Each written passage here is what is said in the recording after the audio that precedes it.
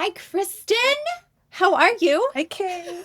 I'm good. How are you doing? Oh, my friend, I just said this to you before I pressed record, but I have to tell you that talking to you is like coming home. I feel like we've been through so much in this span of when did we really start working together? Like maybe 2017? Is I 2018? I'm gonna say 2018 Okay. because that's when I first got involved with Okay. with With QStar. QLA. Okay. Yeah, yeah, yeah. And our journey, like what's fun about the bridge is it's been this love story from my heart to like educators. And you have been such a huge part of my journey, like since then. And just I feel like you have been this consistent like and solid rock in my garden that I have valued you even when I don't tell you, I'm grateful to have you in my life. So this is so fun to have you on the bridge. I feel the same, Kate. I feel validated after talking to you, Oh, and I think that's in this profession. It's so important right. to get those feelings from somebody, right? Yeah. Like especially when like I'm not in a house of teachers, and Yes. I'm not in a family of teachers, and so sometimes they don't get like education stuff. So it's good to have somebody to just to vent, to celebrate Yeah. the successes. I just love that. So thank you. Always. Yeah. And I have such a crush on your writing voice. I Thank love how you. you write and I love how you capture Thank you. stories. And that's been a big part of our journey too. And I think um it's interesting that we are inundated with AI. I And I've know. thought about you a lot because part of my work at the bridge has also been developing newsletters. And full disclosure, I use AI to help me. Yeah. Right? But I mean, not that we have to live in that space because that's not really the essence of all this, but quick question that probably isn't that Yeah. quick. Like how has AI impacted your writing? Because you are a writer. You are a beautiful It, writer. Thank you. I I've used AI in the sense that I see it as kind of like a thought partner, Mm-hmm. right? Like I will take my writing that I've done, and I always know, especially like I haven't blogged in a while. I'm trying to get back to that. But I write Mm-hmm. reviews, like book Yeah. reviews, like if you right? And so just to like clean up my Yeah. writing, I stick my review into it and I just say like clean it up, Mm-hmm. right? Like, if I'm missing anything. And so I use it in that sense, right?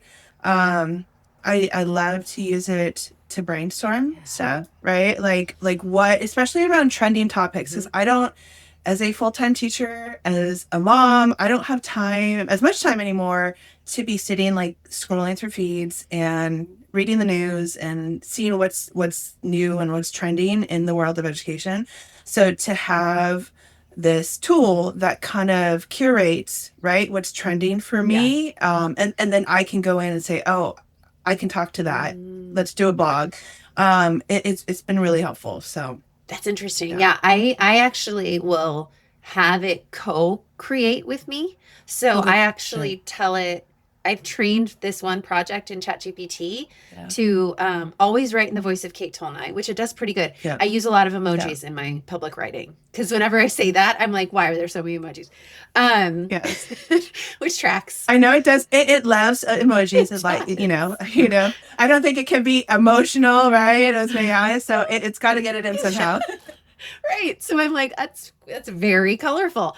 Yeah. And then Yes. I'll say, I want to write about this. I want it to be this long, and I want you to ask me one question at a time so that I can shape it with my stories.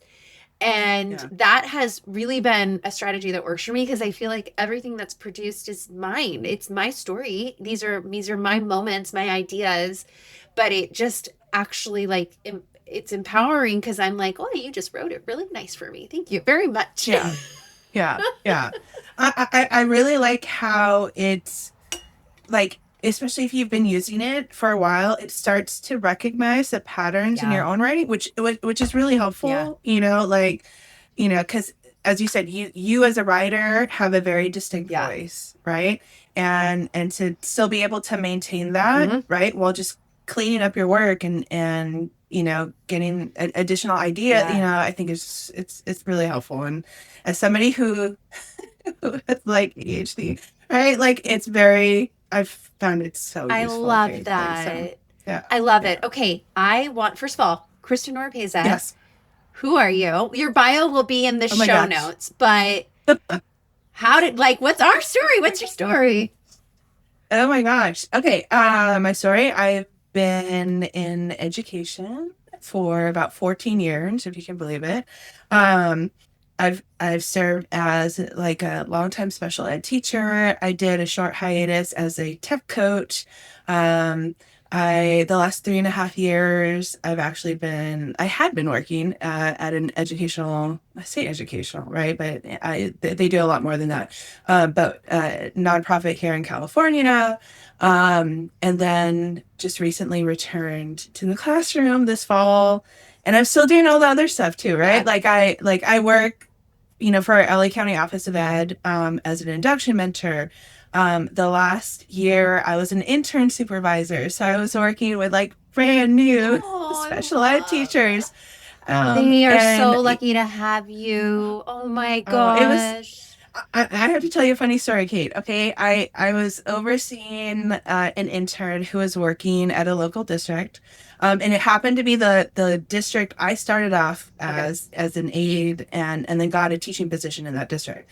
And I go into this intern's classroom on the first day to do my first observation, and no joke, the kid I taught as a kindergarten SDC teacher, right, is sitting in my intern's class as a sophomore in high school. And What? I was like, oh my, like talking about like full circle, right? Like I'm That's like, oh my gosh. oh And my God. I clocked him right away. I'm like, oh my gosh. You were my kid, and the funny thing was like he still the quirks that I had, like seeing in him as Mhm. as a 5-year-old, he still had, Really? like as a sophomore. It was just like you know, it was really cool. Wow. So yeah, I loved doing that. I love working with new teachers. It's such. And I think I really enjoyed it the last few years because not being in the classroom, right? I still Hmm. got that perspective without having been the one teaching in the classroom. So it was really Yeah, good. that's a I really trip. enjoyed it. So, Yeah. so what made you want to return to the classroom? You know what? I don't think it was really planned. Like I Hmm. was happy with where I was at and loved what I was doing because the role I was in, I was working with teachers, right?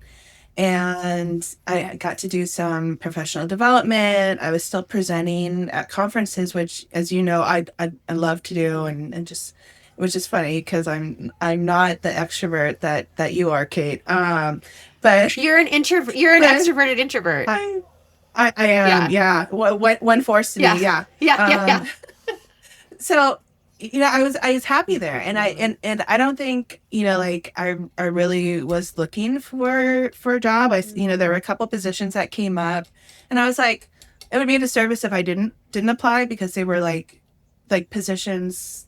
I always told myself I would not leave my job unless the right position Yeah. came along Yeah. at the right time, right? And this position came up and it was very last minute. It was like at the end of summer, school had already started Hmm. for some of the districts in our area. And I don't even know if I like consciously was like I want to go back in the classroom, right? But I interviewed for this job and like they were just I interviewed with the principal and then one of the program specialists for the district, Hmm. and I'm just like I thought it went really well, and I was like, okay, that's great. Like like we'll see how it goes. And then they ended up calling me the next day, and they said, can you start? And it happened really quickly. Like I had to leave my other job really quick, which made me sad. But they were starting school next Yeah. week, and they needed a special ed teacher, and I was like, I mean, I was sad to go, but I think I ended up like where I was most needed. Yeah. And then you mentioned it earlier, like this job, I've told you before, I started in education as an instructional Hmm. aide in a classroom, in an RSP classroom. and did that for a couple years, and then was going to school. And then when I got my teaching credential, got a job in that district. And I always wanted to go back to special Mm. ed, like to go back to RSP. And I'd been an RSP, SCC teacher, RSP. resource specialist What's the program. difference So between those that are and a special ed teacher? so they're still special ed Okay. teachers, but like an RSP program is are typically teachers who go into general education classrooms, and they either push in, so they provide support to the teacher in the classroom and do maybe like a co-teaching Okay. model, or they pull out students for services, whether it's like 30 or 40 minutes at a time. As opposed to what I was doing for the last 14 years, which is an SCC classroom, which is like fully contained, Special day and you class, have right? yeah, yeah. And so you have students who have disabilities all in Mm-hmm. one Mm-hmm. classroom, and maybe they push out for mainstreaming for a little bit. They go into the gen ed classroom, but the bulk of their day is with the SDC Got it. teacher. And so I've been doing SDC for 14 years, and was really good at it. And but RSP was where I started. It was Mm. my first job, and it was like my heart. And so it felt like coming home, like you said Yeah. that. And I just, this position is just it. I really like it. I really like the school community. The principal is amazing. The support staff at the district office, like I don't think I've ever felt as supported as a special ed teacher, Oh.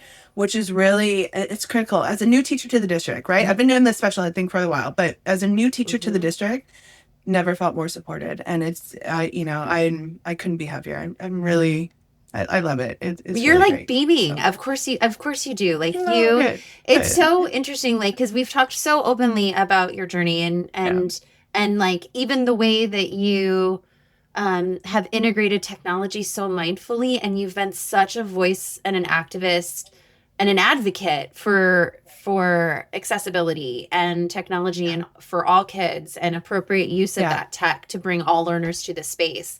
Very yeah, UDL, Universal Design for yeah, Learning, yeah. which I have a big crush on the UDL framework, like especially Good. 3.0, like the newest ones that Yeah, just dropped. Oh yes, my yeah, heart, my heart. yes. um, so knowing that you, again, I use the words like advocate and activist in this space because you actually go out and you activate others to consider ways of bringing Yeah, to consider how they can improve their own practice. So yeah. where does that come from for you? Where does it come from? I think when thinking about like UDL and equity, Mm-hmm. right? I think these two things are inseparable, right? UDL is equity in Yeah. action, and it's so important, especially now, and I say like especially post COVID, right? That we as teachers are meeting students where they're at, Mm. right? And UDL is a great framework to do that. Um, I think one of the major hangups, like teachers, and I say it like non-special ed Mm-hmm. teachers, right? Um, sometimes hear UDL and it's a buzzword. Kitty Oh, cat, sorry. hey girl, hey. He wants to make an appearance. Oh, Sorry. that's the best. But I don't know. He's getting mad because he's hungry, and I haven't Oh, fed him yet. mama. So okay. Mm. You just have to hold on, sir. But teachers, they hear this term UDL, Yeah. and like like terms that are trending, Mm-hmm. right? And they think it's just another something to add onto their plate of demands. Yeah. And I always try to tell teachers, especially those who, if you have a district who's pushing UDL, and you yourself have not been trained, right, in UDL, or haven't don't have that special ed background. I always try to tell them, like, UDL really is just like, it is the best teaching practices, right? And it's probably stuff you're already doing in the classroom. We're just putting a name to it, and it's not something like additionally to add to your plate, right? Um, it's also not about, it's not just a check mark, Mm-hmm. right? Like, on paper. And then, I don't know if teachers sometimes look at it as like like, oh, it's just making things easier for the students. It's really not. Mm, It's about making, I think about making success possible for for every each kid. learner in every classroom. Yeah. Yeah, Yeah. inviting every kid to come in their way with their strengths, Yeah. right? Yes, yes, yes. Um, And it definitely, UDL definitely focuses on, I mean, like not looking at the deficits, right, within right. the child. It's about the environment. What can you do? How can you tweak something in your physical environment that'll help, students just learn a little bit better, Yeah. learn to their tune, right? Like, So so. it reminds me of this book that we Yes. explored, Yes. Goldie Mohammed's book, Yeah. Cultivating Genius. And what I really appreciate about this and connecting it back to what you're saying is like pausing long enough to actually like learn learn enough about each of your students to then help them identify their genius and then active and Yes. then helping them like apply that genius in these other Yeah. situations. Like it's Yeah. what we need to do for teachers too. And I think that's really Yeah. like something that I've enjoyed about working with you over these years is you've always led with like a teacher of teachers mindset, right? That Exactly. like and Yeah. I've seen you present, I've seen you informally share, I've seen you write, I've seen your own podcast, I've seen all of that, and it's such it can be overlooked, but it's not something I overlook because I notice it, and I notice that what you do is you also help educators find their genius, and like in doing that you're like giving them an experience that they can then replicate with their kids, especially because you've been so artful in bringing accessibility to teachers who haven't been officially trained on it or haven't been formally prepared. It's interesting. I shared this. I was on a panel last night for another organization that I've worked with in the past, and we were talking about UDL and stuff. And the the students that we get right in our classrooms, and I saw this a lot after COVID. Um, we have more and more students coming in who have just extra Yeah. needs, right? And sometimes these students don't have an IEP yet, right? Maybe they haven't even gone through the evaluation process. Maybe they're still going through what we consider the SSD process, which is like looking at Yep. interventions and what is helping them. And so we have all these kids with extra needs and these gen ed teachers, and I can say this because I have a multiple subject credential, and so I went through the gen ed teaching program at Long Beach. We get, I think it was like one class, right, for how to teach students with exceptionalities, and that is not Mm-mm. enough, and definitely not enough in today's Yeah. world. And so like being that person, and I've told you before, I love talking to teachers. I love sharing, and I think that's what got me into mentoring with Yeah. LACO and stuff, because I recognize, especially as a first year teacher way back when, e- even with the training, I didn't have some of the skills I Yeah. needed to be successful in classroom management and really difficult behaviors, and especially at like coming back after 3.5 years, seeing like, oh, like how do I motivate these kids to like actually want to work? Like when they come to my classroom for the 30 minutes I see them a day. Um, and you talked about that passion project, right? And finding out what interests these students, and going just beyond the superficial stuff, Yeah. and being someone that they recognize actually gives a crap about them, Yeah. right? Because since being back, I've also seen teachers who they have very challenging behaviors in the class, and they're not getting to know those Yeah. students who are acting out, and maybe not wanting to do some of the what we consider that like the extra stuff to get to know them, and figure out what are their triggers and stuff. Yeah. And it makes me really sad because I always think back, and it's so cliche, but the TED Talk with Rita Pearson, and Yeah. about the being a champion Oh for yeah. your Yeah. children.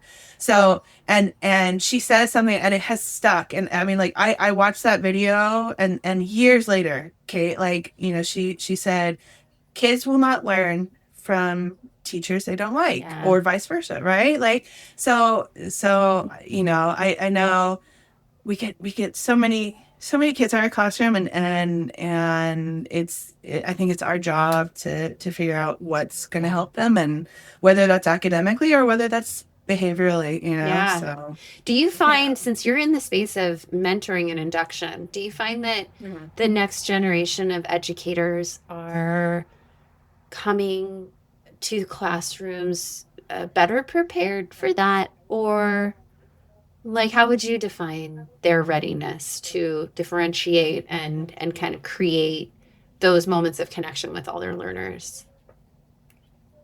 Think there's still, I mean, like the same, like you take those basic classes, right, at school, but nothing, nothing will prepare you for that first time you have a student, go off in your classroom, right? And you need to de-escalate behavior, right? Very quickly and very rapidly. And so I think they have the basics. It's maybe the application Mm, part, right? I still, like I look at the teachers who are interning, and they're learning on the job, right? Like these interns that I supervised last year, they were taking their like pedagogy classes at the same time that they were in the classroom. And some of these interns were having IEPs before they even learned about IEPs in the class, right? And so I look at that, and then I compare that to like what I did through my own, like I did the student teaching thing, first, and was working yeah. part-time, and got to focus on the class. But I don't know if one experience Yeah. outweighs the other, because I think there's pros and cons to either, to both. But I definitely see like the teachers I'm supporting this year, like they're still struggling with behaviors in the class, right? And that changes from one year to the next, right, with each new group of Yeah. students they get. um and learning how, to address those needs, and what works for one group could be totally Yeah. different from the next group. I think that's going to be ever Hmm. changing, right? Hmm. Like every year they're going to have to pick up new tools and add it to their toolbox. And so I think, like I think they've gotten better, and they realize like the learner variability, right? Especially, and again, especially post COVID, right? Knowing that we have students who are coming into our classrooms, and we need to develop those relationships, and that inclusivity, and especially the mental health aspect of it now, Yeah. right?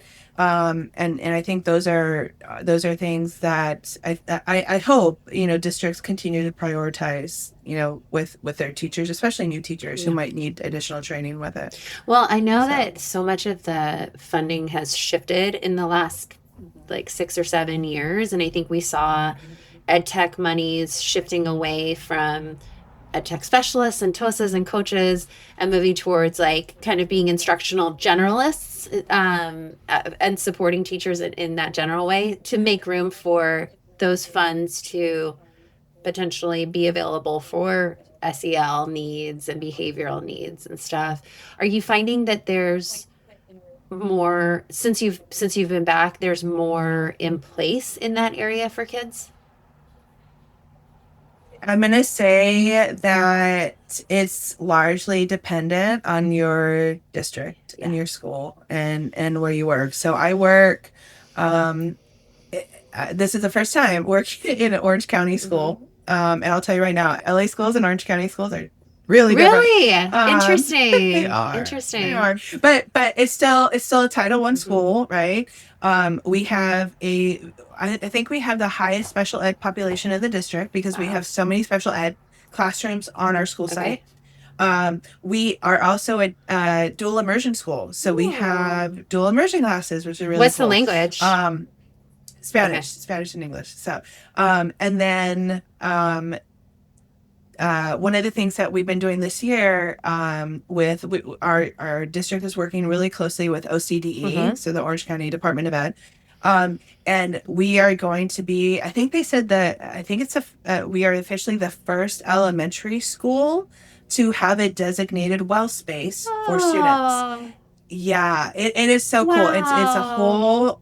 classroom, and it's going to be used for student wellness. And when students need to regulate themselves, right, or de-escalate from behaviors that might be happening in the classroom, it's just a space for them to go and to focus solely on their mental health.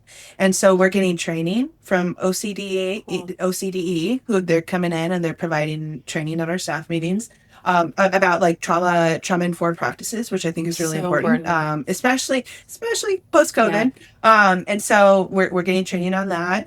And it's going to be they have these well spaces at several different other, I think, middle schools or high schools, but we are the first elementary school in Orange County to So be cool. designated as this. So it's really cool, and I think it's going to be really really awesome when they do I think the ribbon cutting is next month, so they're going Oh to my launch it God. soon. That So is so exciting. I have I know. I have the privilege of teaching teachers because I adjunct at a small university in Northern California. I get to teach them their 1 unit of health class. And I actually got to write the curriculum. So I inherited and then was able to zhuzh it. Yeah, And yeah, so we talk a lot in that class about creating space for all the learners, yeah, right? yeah, Because so much of the health conversations I believe these teachers need to have or need to be thinking about is like what does my space say, right, non-verbally? How am I welcoming kids into my space? How a whole module yeah, on just teacher health and wellness, because like that's a yeah, piece too. So yeah. it's so cool to hear. I can't wait to tell them that that's happening. That is really cool. It is. It is. I love seeing going into classrooms and seeing some of these pieces that we've gotten training about. Like as a special ed teacher, I always had a calm down corner, right, Right. in my classroom. Right. And to see that now as a standard practice in gen ed spaces, I think is really Yeah. cool. To see flexible seating, which I did all the time, right? I had the wobble seats, I had the sensory cushions, I had the sensory bands on the bottom of the chairs, fidgets, like, but to see those now as like standard Yeah. practice in these other spaces is really cool because again, I think for so long people thought, oh, it's a special ed Right. thing. No, it's just a good practice for all of your Yeah. students, right? Well, and So how yeah, many it's really people are cool. not diagnosed that still would benefit? I mean, obviously, like Yeah, this is all a spectrum, right? And our brains are yeah, going to need different things in different moments in different seasons. yes, yeah, Yeah. So yeah. I know you share really openly about your daughter. So do you want to tell us a little bit about your daughter and how she plays a part in this whole Sure. story? Yep. So my daughter, she's great. She's a fourth grader I now. can't believe she's in fourth grade. I What? know. Oh my God. She's gotten so big. Yeah. And so, but she goes to, I am privileged enough to be able to send her to a Catholic school, which my mom helps out a lot for Nice. because I don't think, I think she'd be at a public school, Okay. otherwise. But like our faith is very important to us. And so she got this Catholic school. And she's been there. She started there as a preschooler. And so they have like preschool, they have TK, kinder, all the Wow. way up through eighth grade. So she can spend the whole spectrum of her elementary and middle school years at this one site. And so she started there as a preschooler, and her teacher, they started in August, and her preschool teacher in October was telling me that my she wouldn't be able to pass my daughter into to TK because my daughter wasn't talking. Mm. And so we went to her pediatrician and like talked, a lot about like what we were seeing in school. And she was diagnosed as being a select mute, right? And she was very, very bright, right? Very socially aware, even at 3 years Mm. old in preschool. And she would come up and she'd say, Mommy, I don't like how the kids look at me when I stand up in front of the class and talk. And so she was not talking in front of peers, but she was talking to her teacher. The teacher would pull her aside and Lacey would kind of, whisper to the teacher. So she was talking and she was doing her work. And this teacher, 2 months into the school year, saying no, she's not going to go to TK because she's not talking. Like Mm. it totally rubbed me the wrong way. Mm-hmm. So we went and we ended up getting her. We got her assessed through our home district, right? And when they finally assessed her, we had gone out on COVID. So doing an assessment for like an initial like IEP while we were on COVID was like a whole trip in Wow. itself. Um, but they came back, and I was just looking for, like, I knew my daughter was smart, right? Like, and I was looking like hopefully for services to just work on this like speech and Yeah. pragmatics and stuff, right? The social part of communication. Um, and they came back and they were like, no, she's actually testing like closer to gate levels and she doesn't qualify. And I'm like, but she has needs, right? And so that was just so, I mean, like, it was so disheartening to from the parent side, right, Yeah. to see like my kid has needs, like, and I can't do it at home because she's a completely different kid communicating at Yeah. home than she is at school. And so thankfully, like, she there was no, she wasn't held back or anything, right? And she got into TK and she had the same teacher loop for TK and Mm. kinder. And that teacher, again, when we talk about this Yeah. relationships and how important it is for the development of the kid, she connected with my daughter and was like, no, like, it's okay. Like if she needs to slow down, if she's not okay speaking, that's okay. We'll find a way to like make sure she knows her needs are going to get Yeah. met and she can still have a voice within the classroom. And so that teacher was just, it was just so great. And now she's still got her, I call them quirks, right? Like, she's still a little bit shy. She's doesn't readily share in class, and we've had to now, as a fourth grader, when we met for parent teacher conferences earlier this year, had to talk to the teacher and be like, look, like, I don't like bringing it up because, like, I feel like in some ways she's grown past some of Mm-hmm. that, some of the social anxiety she feels with that initial diagnosis. But I said, like, she's telling me now is she doesn't want to raise her hand in class and participate because she's afraid of getting the wrong answer and she doesn't want to seem less than in front of her kids, in front of her peers. And so I said, what can we do, like, teacher, like, to so that she still wants to participate, right? And but maybe we need to think about, like, how she does that. Can she do it on a post-it and give you the post-it instead, Yeah. right? Like, so coming up with ideas like that with a Yeah. teacher, even now as a fourth grader, right? So, and now seeing like other stuff's coming up, right? Like, I'm pretty sure she has Okay. ADHD like me. Like, now looking into going and getting that Mm-hmm. like diagnosed Mm-hmm. officially with a doctor and stuff, and seeing what needs to be done there. Wow. So yeah, How is all so that? definitely putting Go yeah. ahead. No, what were you gonna say?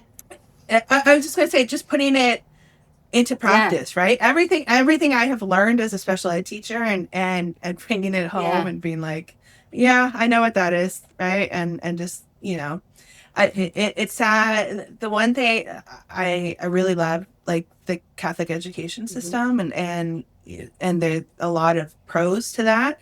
The biggest con is that most Catholic schools do not have somebody on staff who is a special ed Yeah. teacher, and they don't hire anybody to help address special needs within the classroom.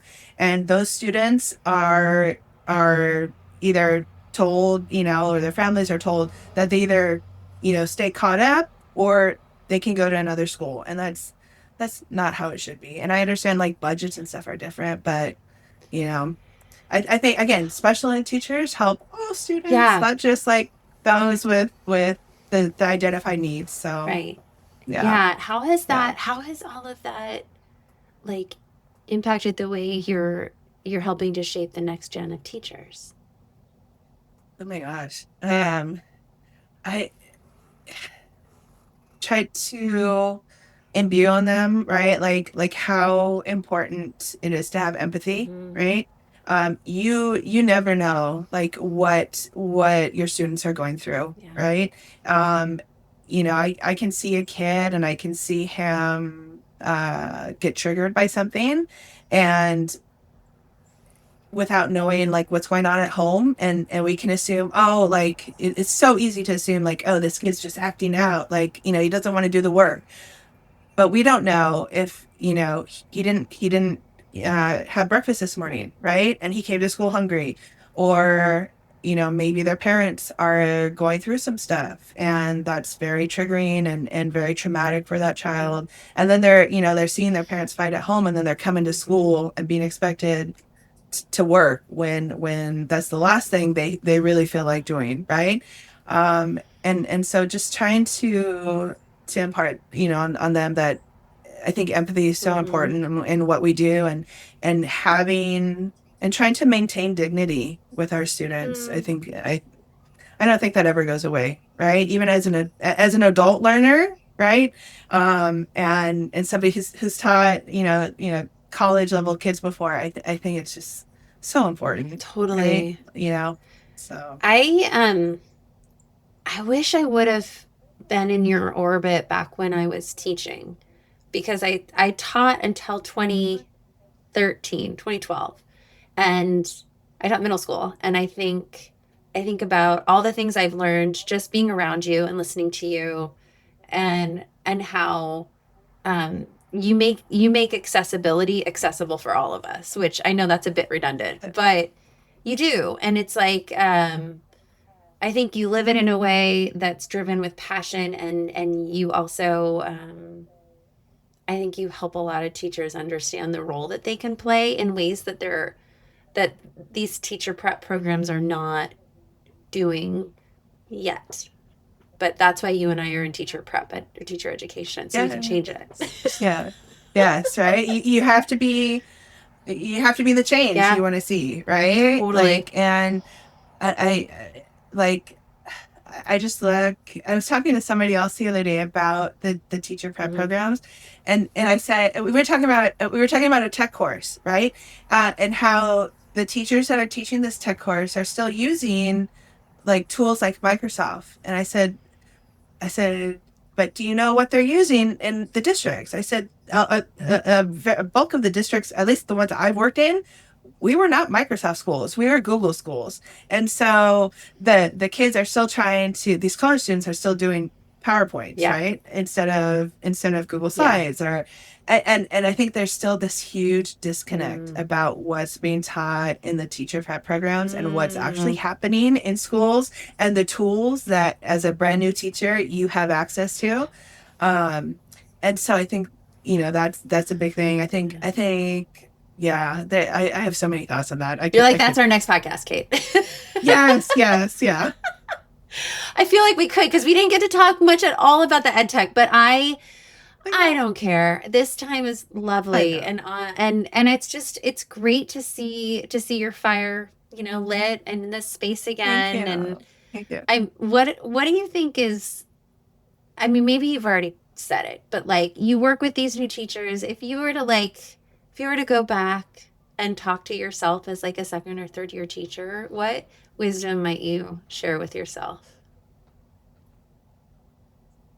I I would probably tell myself to be more open to criticism. And Mm, and I know that is so hard, right? Because you I was a first generation college student, Kate. So I was the first one to go to school in my family and graduate.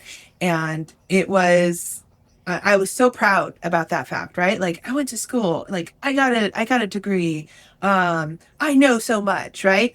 And then go into the classroom and and having that same mentality didn't serve me well, right? I was very outspoken because I thought I knew mm, everything, right? And that ended up getting me in trouble mm. sometimes, right? For being too much of an advocate for the students, right? Districts don't like that. Anything that costs them money, they don't like that. So like I probably would have told myself, like just take a breath and listen, right? Yeah. Um, I would have leaned in more on some of my special ed colleagues. I think in the first couple of years of teen, you're so wrapped up and there's so much to Yeah. do, and it's overwhelming. And like is if you're doing what I did, right, which is like you're teaching full time and you're still like you're going to like your master's classes at nighttime, and you have no time for your own like mental health or just I think it's just take a breath, Take a right, and breath. like lean in on who you find your people, Yeah. right, that you can go to and your safe space, and gather strength from them, because you're gonna need it on those really rough days. And I work with a couple. I work with a new teacher right out on my school site, and I know things get tough in these special ed classrooms, and I try to be that person, right? Like I've told this new teacher, I said, like, if you just need to Mm-hmm. vent, right? Because I know I've been there. Like, if you need to vent and you need to scream and you just need to like do whatever, I'm your person. Come talk to me. We'll go get a coffee. What an So and offer. it's hard, because, especially, like I said, if you don't come from, and that was hard, like coming home, even when I was back in the classroom a few years ago, and coming home, and my husband is not a Mm-hmm. teacher, and is not in the education space, and so it was hard to vent, Yeah. right, and say, like, this is so hard. He just didn't get it. Mm-hmm. And to have another person to be that, and to understand, I think it's just so good for your Mm. own mental health. So yeah. You Yeah. are you are a gift to so many of Thank you, us, Kate. and um, talk about just somebody who's going to help connect the generations of educators. You are living it, and I'm grateful to I should have. be your friend. I hope I come out off as helpful, Kate, You not like always some do. pretentious, No, like, like no, 14-year-old veteran that just needs to go, like. no. That's not your vibe, Good, girl. good, good, good. Not at all. I think yeah, I mean it's passion, and it's love, and it comes from a really wonderful place, It and I love does. that idea of just take a breath. I think that's good. Yeah, Like, take a breath, listen. yeah, It's all good. yeah, What a perfect way to wrap up this yeah. episode. So thank you, my Yeah. friend. Thank you, Kate, for having me. It's always, like you said, it's always so nice to talk to you, and feel Mm. validated with, what we're Yeah, doing, and living. I say living the dream. God, that is so cliche, but it it really is, is. because it's not work if you love doing it every Right? day. So yeah, Love it. yeah, Well, until next time, my yeah. friend. Thank you, Kate.